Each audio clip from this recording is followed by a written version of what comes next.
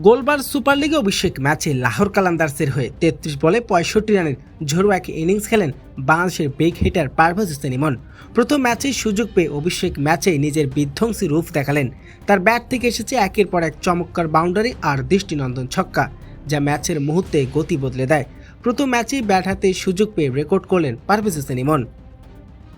গোলবার super league উদ্বোধনী ম্যাচে পারভেজ হোসেন ইমনের দল লাহোর কালান্দার্সের প্রতিপক্ষ পার্থেজ স্কোর্স। টস জিতে প্রথমে ব্যাটিং করতে নেমে মাত্র ৪ রানের মধ্যে ১ উইকেট হারিয়ে ফেলে লাহোর কালান্দার্স। এরপর তৃতীয় ব্যাটার হিসেবে ক্রিজে আসেন পারভেজ হোসেন ইমন। প্রথমবারের মতো গোলবার সুপার লিগে ব্যাট হাতে দলের হয়ে সুযোগ পেয়েছেন পারভেজ হোসেন ইমন। ব্যাটিং করতে নেমে পাওয়ার প্লের সুবিধা কাজে লাগিয়ে বোলারদের উপরে চাপ সৃষ্টি করেন তিনি। স্পিনার কিংবা পেস কাউকে ছাড় দেননি বাংলাদেশের এই হার্ড হিটার। মাঠের চারদিকে শট খেলে প্রতিপক্ষের পরিকল্পনা ভেঙে দিয়ে এবং রান তোলার গতি বাড়িয়ে দেন।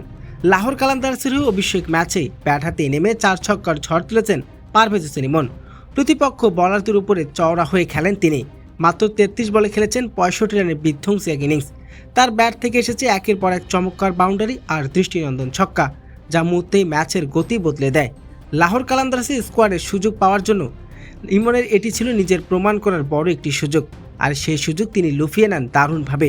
অভিষেক ম্যাচে গতি বদলে দেওয়ার ইনিংস খেলে তিনি বুঝিয়ে দেন ফ্রাঞ্চাইজি ক্রিকেটে বড় আসরে তিনি হতে পারেন ভয়ঙ্কর এক ব্যাটসম্যান।